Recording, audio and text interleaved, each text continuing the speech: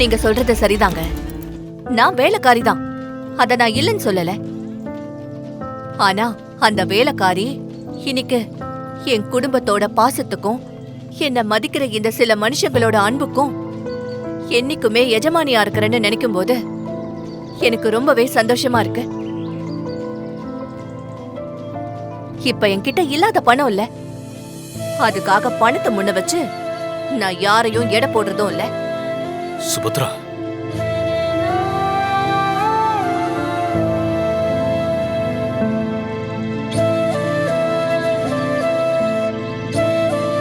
இதுதான் எங்க அத்தை. யார் எவ்வளவு காயப்படுத்தினாலும் அவங்களுக்கு உண்டான மரியாதைய எப்படி கொடுக்கணும்னு தெரிஞ்சவங்க தான் மனசளவுல நிஜமான பணக்காரங்க. அதை விட்டுட்டு நம்ம வரும்போது 4 பேர் பயந்து தலகுனியணும் நினைக்கிறது, அது ஒரு பெருமையா பேசுறது, இதெல்லாம் உண்மையான பெரிய மனுஷத்தன்மையே கிடையாது. அதெல்லாம் வெறும் ஈகோ. ஏய், யார்கிட்ட பேசுறோன்னு தெரிஞ்சு பேசு.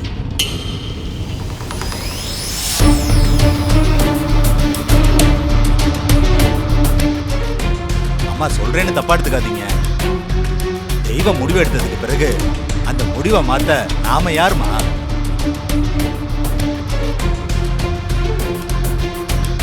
தெய்வ முடிவை மதிக்கிறது தான் நம்ம எல்லாருக்கும் நல்லது.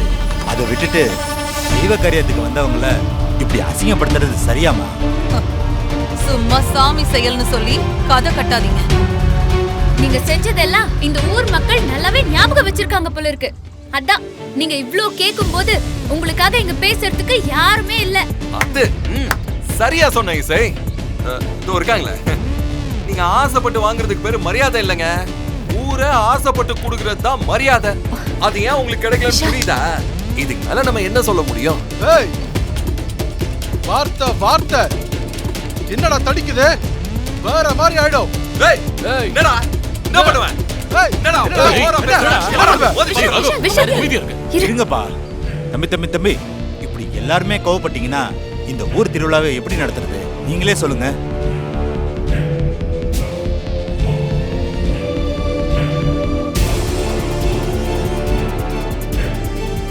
கௌரவத்தை பத்தி யாரும் இங்க எனக்கு கிளாஸ் எடுக்க வேணாம். மருது, நீ விடு.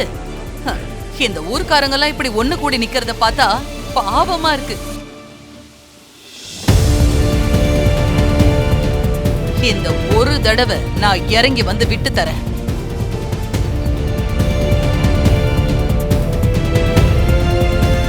யாருக்கு என்ன தகுதி இருக்குன்னு இந்த ஊருக்கு நல்லா தெரியும். ஹலோ, நீங்க ஒண்ணு எங்களுக்கு விட்டுலாம் கொடுக்க வேணாங்க. எங்க தகுதி என்னன்னு இந்த ஊருக்கே தெரியும்.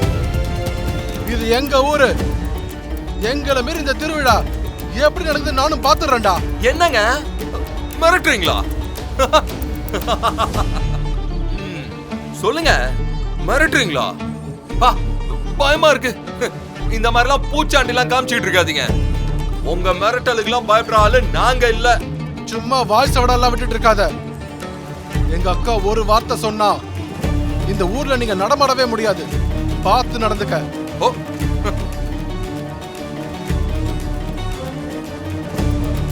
விஷால், கொஞ்சம் அமைதியா இருப்பா. விஷால், சொல்றது கேளு. இதுக்கு மேல எதுவும் பேசாத. ஏங்க, இந்த ஃபங்க்ஷன் நல்லபடியா நடக்கணும், அவ்வளவுதானே? சுபத்ரா, என்ன விட்டு கொடுக்க போறியா? இந்த ஆதிக்கு விட்டு கொடுத்தும் பழக்கம் இல்ல, விட்டு கொடுத்தத வாங்கி வாழ்ற புத்தியும் இல்ல. இவ்ளோ பேசுறியே, என் தம்பி மருதுவோட உன் பையன் கம்பு சண்டையில மோதட்டும். ஜெயிச்சா முதல் மரியாதை உங்களுக்கு, தோத்தா நீங்க இந்த ஊரை விட்டு உங்க குடும்பத்தோட ஓடணும். என்ன சொல்றீங்க? அம்மா, இந்த ஊரோட பயத்தை உடைக்கவாது நான் இந்த கம்பு சண்டைக்கு ஒத்துக்கிறேமா? என் தம்பிய உன்னால ஜெயிச்சிட முடியுமாடா?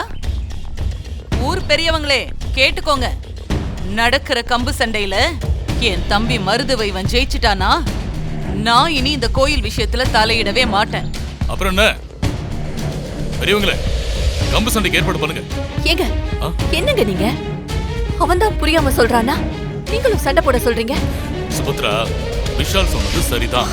இந்த ஊர் மக்களுக்கு இருக்கிற பயம் தான் எங்க அம்மாவுக்கு இருக்கு. அந்த பயம் அவசியம் இல்லைன்னு விஷால் சொல்லும் போது அதையே நாம தடுக்கணும். பெரியவங்களே, நீங்க கம்பு சண்டைக்கு ஏற்பாடு பண்ணுங்க. வேணாங்க. அப்புறம் என்னப்பா, 2 பெரிய குடும்பமும் கம்பு சண்டை வைக்க முடிவு பண்ணிட்டாங்க. போட்டிக்கான ஏற்பாடு பண்ணுவோம்.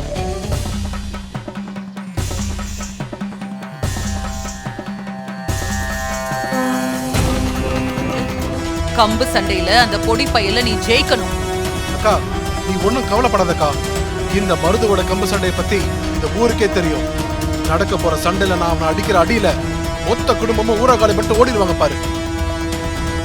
என்னக்கா அப்படி பாக்குற?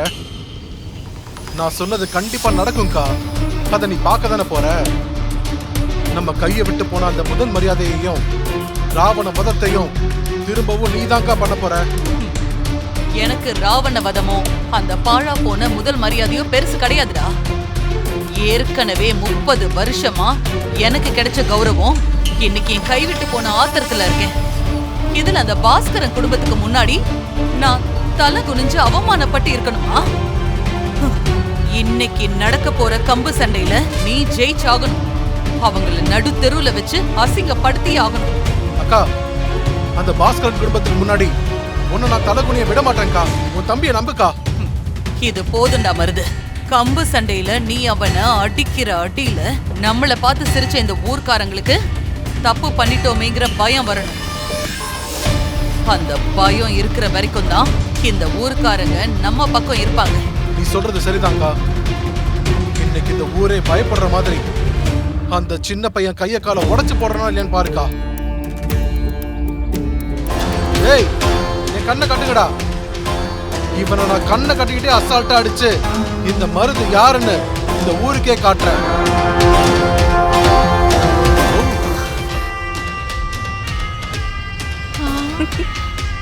தேஜா, இவன் என்ன லூசா கண்ணு கட்டிட்டு சண்டை போட போறாங்கறான்? ஐயோ, விஷால போட்டு நான் சாத்த வேண்டியதானே. அக்கா, வெயிட் பண்ணுங்க, என்ன நடக்குதுன்னு பாப்போம்.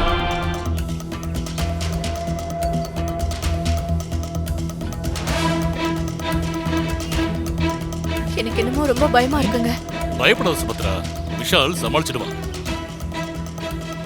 பெரிய வீர மாதிரிலாம் பில்டப் கொடுக்காத மருது.